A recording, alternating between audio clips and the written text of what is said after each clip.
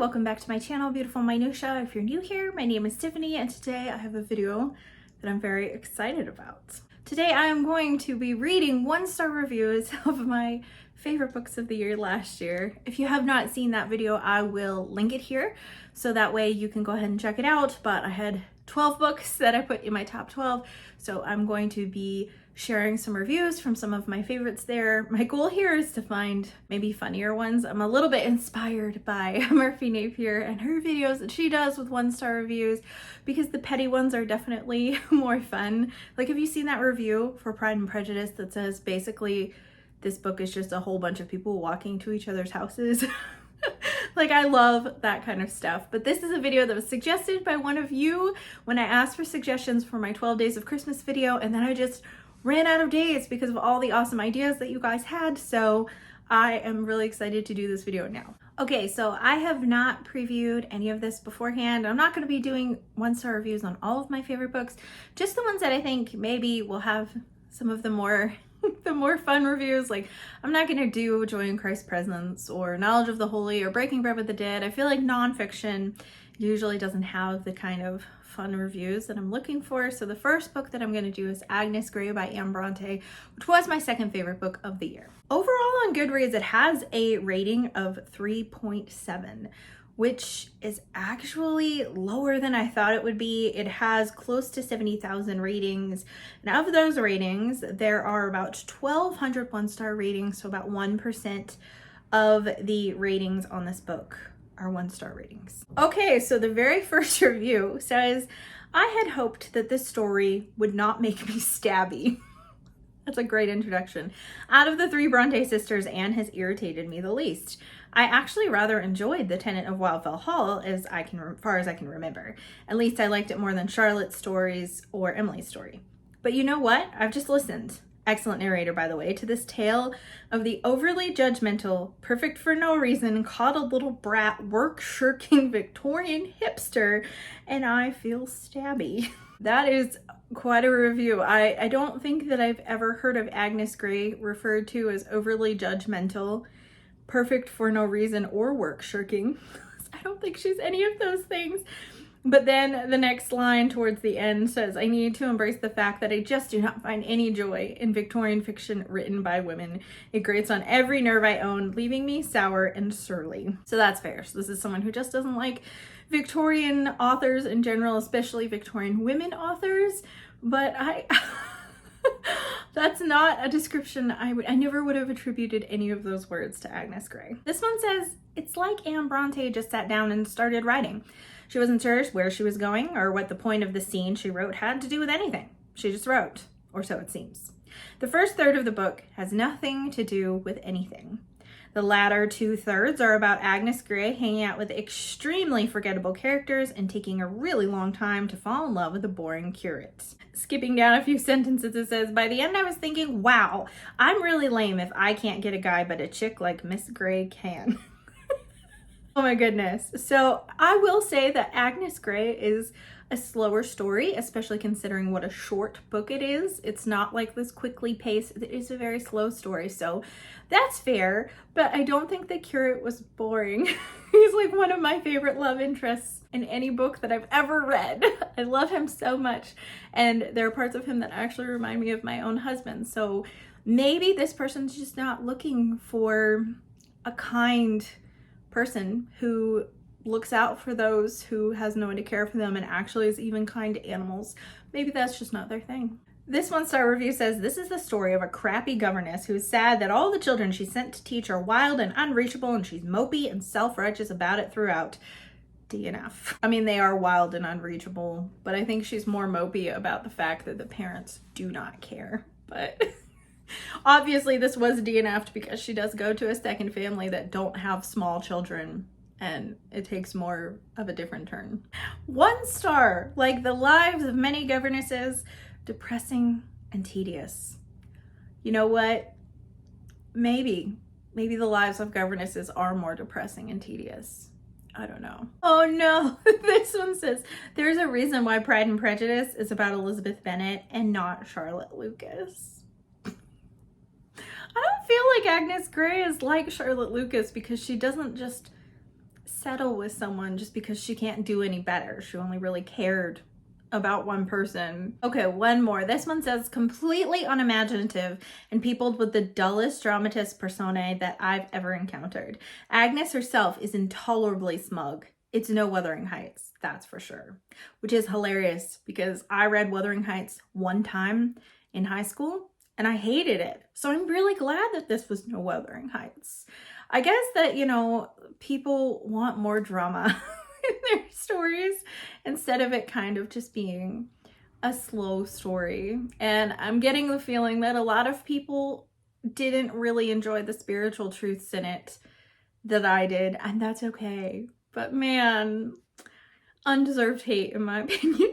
Next up, we're doing Something Wicked This Way Comes by Ray Bradbury. I'm choosing this one because I think that this is a book that is a bit polarizing, and it was polarizing within my small in-person book club that I read it with. I think there were like 5 or maybe 6 of us who read it, and there was like 2 people who liked it. I loved it, and then a bunch of people who really did not like it. And so it was a very polarizing book. And so I'm anticipating this having some discussions about the prose in particular. I could see that not really being for everyone, or just kind of the way that he explores the themes might not be for everyone, or if someone's going into it with the expectation that this is going to be a really horrifying book. It's not in that way.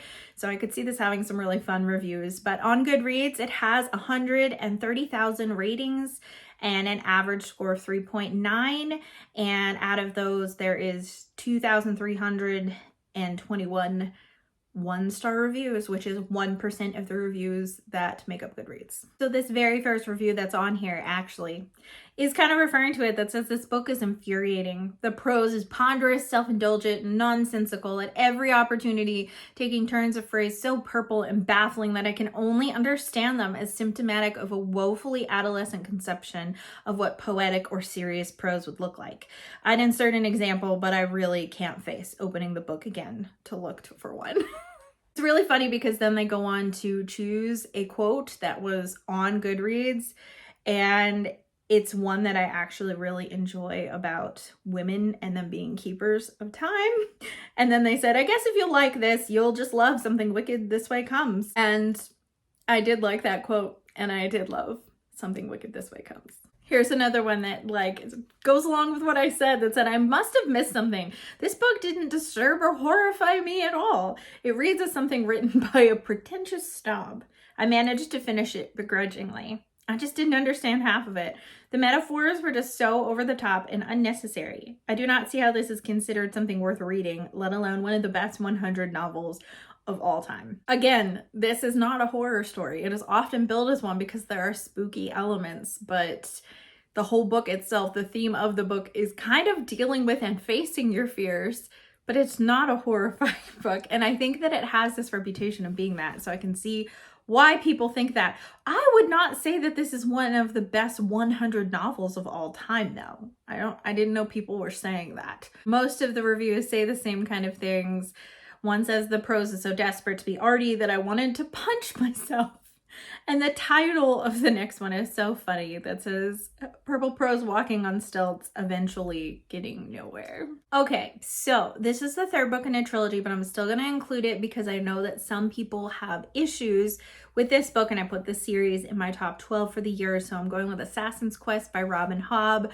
I did have some issues with this book, but I did end up giving it 5 stars because I felt like the way it panned out was really, really well done. But I'm wondering if there's going to be some snarky commentary about how long you take to get to kind of the climax of the story, kind of a thing. On Goodreads, Assassin's Quest has a 4.2 rating, which is really, really high. And then 1% of those ratings are 1-star ratings, with about 1,700 1-star ratings. I didn't expect to see this one just because of how long the Realm of the Elderlings series is, but it says, why, oh why? I had people tell me this book was awful, but I thought, well, if it's worse than the first 2, then it'll still be good, because I really enjoyed the first 2 books. If you've read the first 2, stop there and imagine your own ending for Fitz, because this one sucks.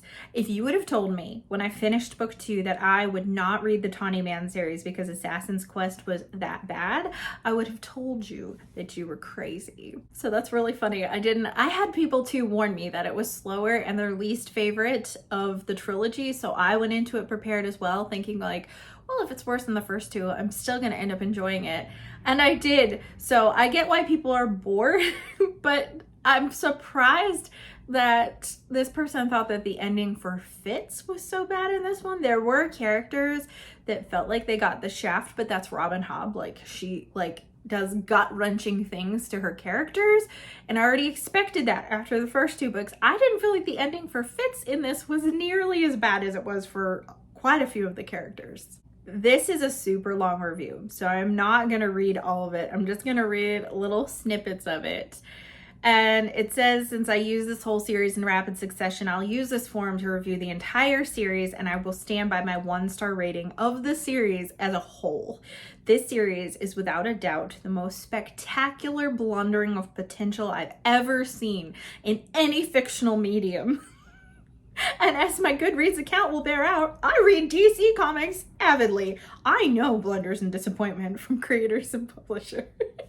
Oh my gosh. And they go on to say that like the first 2 books were actually really, really good and they enjoyed them. And so it's really funny that then they give the series as a whole 1 star. So I'm gonna read this little bit, that's a little bit spoilery. I'm gonna redact part of it so it's not as spoilery, but it says, in the end, the highly ironically named Changer or Catalyst accomplishes nothing of note, redacted, and comes to nothing.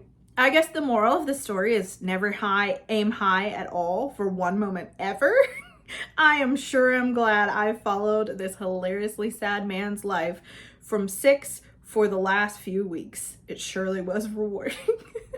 That's someone who really feels like they wasted their time because of how bitterly disappointed they were by the end of Assassin's Quest. But it's interesting because the story does continue. So if you don't like how it ends, like, there's a lot more to the story. So I don't know. I guess I can see people being upset about certain parts, but so far the parts that everyone's really upset about are not the parts that I thought that I would see, because there's something that happens towards the end of Assassin's Quest that feels a little iffy in my opinion. And so far none of the reviews have acknowledged that. The torture never ends. Every time Fitz picks himself up, he gets knocked down, punched in the face, and then trampled by wild horses for his trouble. Kind of does feel like that sometimes, honestly, to be fair. Next up, I am going to be looking at O Pioneers by Willa Cather. This has an overall rating of 3.89, which is another that's not that high, so I'm wondering if the reviews are going to be similar to Agnes Grey in terms of moralizing, because there is some particular towards the end of this book, some of which I don't necessarily agree with, but I love Willa Cather's writing so much. It has 2% 1-star ratings, so this has a higher percentage of 1-star ratings than any of the other books that I have looked at so far. Higher than Something Wicked This Way Comes, which really, really surprises me. It's only about 1,200 1-star reviews, but it only has about 53,000 reviews total. So that's why. I know that a lot of people really love Willa Cather's My Antonia or My Antonia, depending on who you listen to. And O Pioneers is the first in her Great Plains trilogy that My Antonia is also in. So it's not as well known, but I didn't expect to see 2% of the ratings to be 1-star. This person says that this is without a doubt one of the dullest books they've ever read, that they're a bookworm of the highest degree and enjoy almost everything they read, but this one's been blacklisted. They go on to say, first, don't even get me started on the fact that there's an exclamation point in the title. Just no. I think that that's so funny that that's part of the reason they gave this 1 star, is that they really hated that there was an exclamation point in the title. That seems like kind of a silly nitpicky thing. Then it says that nothing happens in the entire book. At one point there's some vague drama and you think something might be about to happen, but then it doesn't. And I'm kind of wondering, did we read the same book? Because there's some pretty big drama that happens at the end of this book that results And like, I was so surprised because I thought this was going to be just a really slow, quiet, atmospheric book. And there are things that happen in the last part of this book that the story just kind of like blows up towards the end that I was really surprised by. And so I'm kind of like, do we read the same book that you think something's gonna happen but then nothing does? I love this. If you love long descriptions of the Nebraska prairie during the different seasons, this is the book for you. If you like long descriptions of farming and farm life, this book is for you. If you like a solid plot and interesting characters, this book will not be for you. The writing in this is really dry and boring. There wasn't much of a plot and the characters were pretty flat. I got it finished in a single night and most of that was skimming because one can only take so many descriptions of the Nebraska prairies before getting bored and longing for someone to be eaten by a bear. There are a lot of descriptions of the Nebraska prairie and farming life, and that was something I actually really loved about it. I felt like some of the characters were flat. I didn't feel like they all were, and I felt like some of the characters did things that were antithetical to the character that had been established for them already. But I loved Willa Cather's pastoral writing from the very beginning, and so that really connected with me. But it's really funny that this person's like, nope, I would just want someone to be eaten by a bear. One would think that a book entitled Oh Pioneers would be built around the experiences of, well, pioneers. But you'd be wrong. After the first few chapters, it rapidly devolves into a navel-gazing romance novel centered on the lives of people who years and even decades in their past were pioneers, but are now just successful and not so successful Nebraskan farmers who mourn and whine over forbidden love. Should have been titled Oh Lovesick Farmers. Actually, Lovesick Farmers is not the worst title for this. Okay, so this is really funny to me because these two reviews really contrast. One person gives a 1-star review saying it's not for me. I know this is a classic, but nothing happens until the last chapter. Total snooze fest. And then the next review says, felt too much like a soap opera for me, which is really funny because soap operas are full of drama. And so it's funny to see two people give this book 1 star for completely opposite reasons. Next up, we're gonna do Jonathan Strange and Mr. Norrell, which has an overall rating of 3.85 with 234,000 ratings. 4% of those are 1 star. We are just like increasing. I did not plan the order I was going to do these in, so it's funny that I'm getting more and more 1-star reviews as I'm going.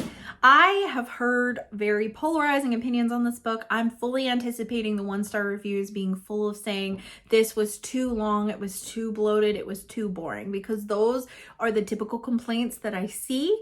But that is something I felt like the pacing was intentional, and I've talked about it. I'm not going to talk about it now. And I do agree that it is longer. It could have been shorter, but it still really worked really well for me. And I did give it 5 stars. It made it in my top 10. It was my highest rated fantasy book for the year.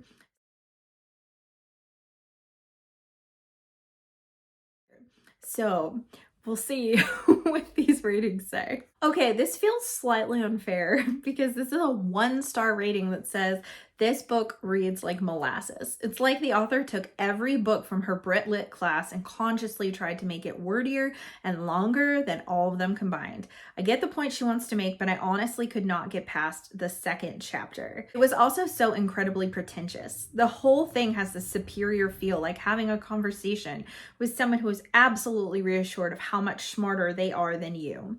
So I think that that's really interesting because they're like, it was so pretentious and so wordy and so boring. I couldn't even get past the 2nd chapter. And it's like, if you said you feel like you knew what she was trying to do, you didn't even get far enough to see what she was trying to do, which is really funny. And he says, if you want to plow through a novel like this, just go read some Charles Dickens instead. And it's funny because I feel like Jonathan Strange and Mr. Norrell has Dickensian vibes and that was intentional, but it's so funny to me to say, like, I get what she was trying to do, but I didn't get past the 2nd chapter of an 800-page book. I wasn't expecting this one that says, I say, purple proses, overly abundant and cautious overuse of adjectives, several unrelated sidetracks that seem to distract the main point rather than reinforce, It goes on and on about all these things, which is really funny to me because I didn't feel like Susanna Clark's writing at all was purple prosy in this one, as opposed to, you know, like Ray Bradbury feeling like he's trying to be poetic. I didn't feel like Susanna Clark tried to do that at all. But then it says a general attempt to, oh, by George, illustrate Englishness rather than a convincing illustration of Englishness, which is really funny to me because Susanna Clark is in fact British. So wouldn't she know how to illustrate Englishness? Maybe she wouldn't. I'm American, so what do I know whether or not she actually accurately portrayed that? This one just says, this book was the chorest of chores, and I do not recommend. It's really interesting because I'm scrolling through and almost all these reviews say that they didn't even finish the book. Some of them say that they got about 30% or 40% through the way, but most of them didn't even get very far at all. They're like, I wasted 20 pages of my life like reading this. It was a waste of time. And it's really funny to me that people are so like adamant after just a short amount of time. And I know that like this book is not for everyone, definitely not, and that's fine, but it's really funny that people are like, this is the worst book I've ever read, and they didn't even read even like close to half of it. That's not to disparage a DNF, because I had a book last year that I included in my classics ranking because I read 500 pages worth of a 1,000 page book, and I think I might have written a review on Goodreads, but I didn't leave a rating because it feels unfair to leave a rating of a book that you only finished half of. So, I mean, that's not to say you can't have strong opinions in DNF and share your thoughts, but when someone's like, I read less than 2 chapters, it just cracks me up that someone would be like, so 1 star. Well, I'm gonna stop that here. That's long enough listening to me rant. Some of these reviews were really funny and some of them were a bit more serious, and I felt like I probably spent more time explaining why I thought they were wrong than just laughing at it, but that's okay. It was really fun to read all these 1-star reviews. If you'd like to see me do this again, let me know, because I'm sure I like some books that people really hate. I like some authors that tend to be a love them or hate them situation. Charles Dickens being one of those. Also, I read a lot of Russian literature. So books that can be really polarizing, that people are like, why would anyone ever read this? I've read books like that. So I could definitely do more of these videos if this is something that you enjoy watching, but it was really funny to me to kind of hear some of people's kind of more petty reasoning, because I think that it's cool to like the books that you like and hate the books that you hate, and sometimes it's really fun to read a super ranty book about books that I enjoy, and sometimes those ranty reviews have some valid points. But I love reviews where someone's like, I just wanted someone to get eaten by a bear so that way something would happen and I wouldn't have to deal with these people anymore. Like, that's just a really fun review to read. Thank you so much for watching. If you like this video, please hit like and also subscribe so you can continue to see more bookish content from me, and I will see you again